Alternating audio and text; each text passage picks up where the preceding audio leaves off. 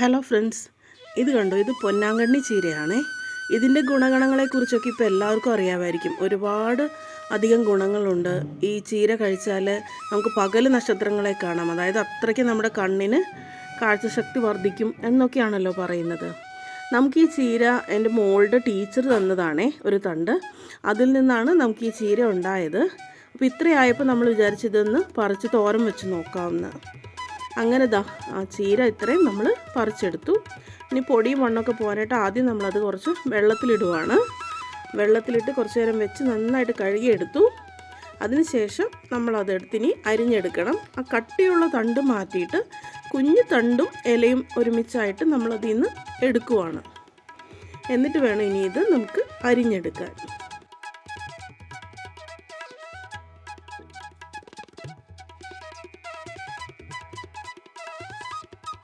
ആ ചീര മുഴുവൻ ഞാൻ ദാ ഇവിടെ അരിഞ്ഞു വെച്ചിട്ടുണ്ട്. ഇത്രയുമാണ് നമുക്ക് കിട്ടിയത്. ഇനി നമ്മളിത് സാധാരണ നമ്മൾ ചീരത്തോരനൊക്കെ ഉണ്ടാക്കുന്ന പോലെ തന്നെ ഇത് സവോളയും പച്ചമുളകും എടുത്ത് അരിഞ്ഞു വെച്ചിട്ടുണ്ട്. കൂട്ടത്തിൽ തേങ്ങയും കൂടി വേണം. അത്രയും മതി ഈ തോരൻ ഉണ്ടാക്കാനായിട്ട്.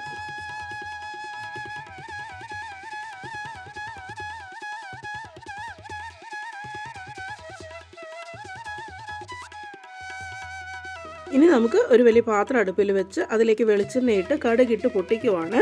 പിന്നെ കടുക് പൊട്ടി തുടങ്ങുമ്പോഴേക്കും നമുക്ക് ഉണക്കമുളക് അതിലേക്ക് ചേർക്കാം. പിന്നെ നമ്മൾ അരിഞ്ഞു വെച്ചിരിക്കുന്ന ആ സവോളയും പച്ചമുളകും കൂടി അതിലേക്ക് ചേർക്കാം.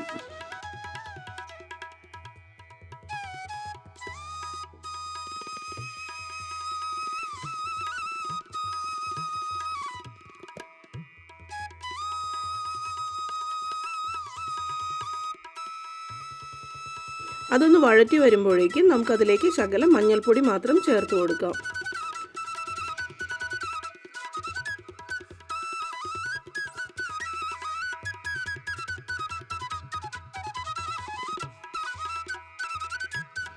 ഇനി നമുക്ക് അരിഞ്ഞു വെച്ചിരിക്കുന്ന ആ ചീര അതിലേക്ക് ചേർക്കുക.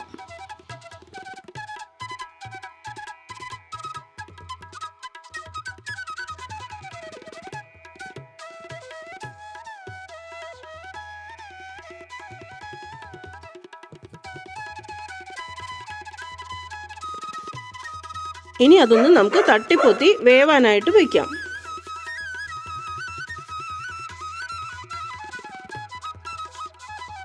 വളരെ കുറച്ച് സമയം കൊണ്ട് തന്നെ അത് ആവി കയറി അത് നന്നായിട്ടൊന്ന് ചുരുങ്ങി വന്നിട്ടുണ്ട്.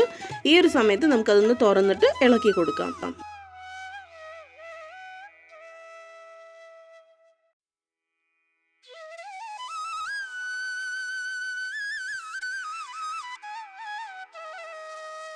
ഈ ഒരു സമയത്ത് നമുക്കതിലേക്ക് ആവശ്യത്തിനുള്ള ഉപ്പ് ചേർക്കാം. നേരത്തെ ചേർത്താൽ ഒരു പക്ഷേ കൂടിപ്പോവും. കാരണം ആ ചീര ആവി കൊണ്ട് നന്നായിട്ടൊന്ന് ചുരുങ്ങി കഴിയുമ്പോഴാണ് നമ്മൾ ഉപ്പ് ചേർക്കേണ്ടത്.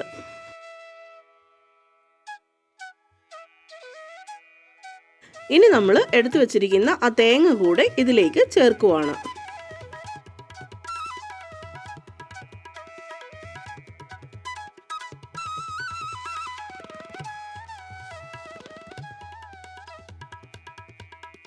ഇനി അത് നന്നായിട്ടൊന്ന് ഇളക്കി ചേർത്ത് വീണ്ടും ഒരിത്തിരി നേരം കൂടെ നമ്മളതൊന്ന് വേവാനായിട്ട് വയ്ക്കുവാണ്.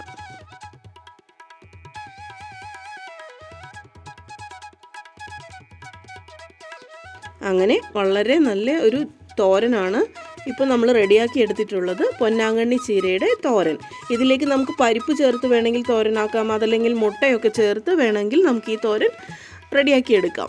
ഞാനിപ്പോൾ ആദ്യം ബേസിക് ആയിട്ടുള്ളൊരു ചീരത്തോരനായിട്ടാണ് ഇത് ചെയ്തിട്ടുള്ളത്. ടേസ്റ്റ് നമ്മുടെ സാധാരണ ചീരത്തോരനിൽ നിന്ന് ചെറിയൊരു വ്യത്യാസമേ ഉള്ളൂ. നല്ല ടേസ്റ്റാണ്. നമുക്ക് കഴിക്കാൻ ഇഷ്ടപ്പെടുന്ന ഒരു രീതി തന്നെയായിരുന്നു ഇത്. ഇനി ഈ ചീര കൂടുതലായിട്ടുണ്ടായി വരുമ്പോൾ നമുക്ക് വേറെ പല രീതിയിലുള്ള തോരനുകൾ ഉണ്ടാക്കി നോക്കാം. ഇപ്പോഴത്തേക്ക് ഇതേ ഉള്ളൂ. താങ്ക്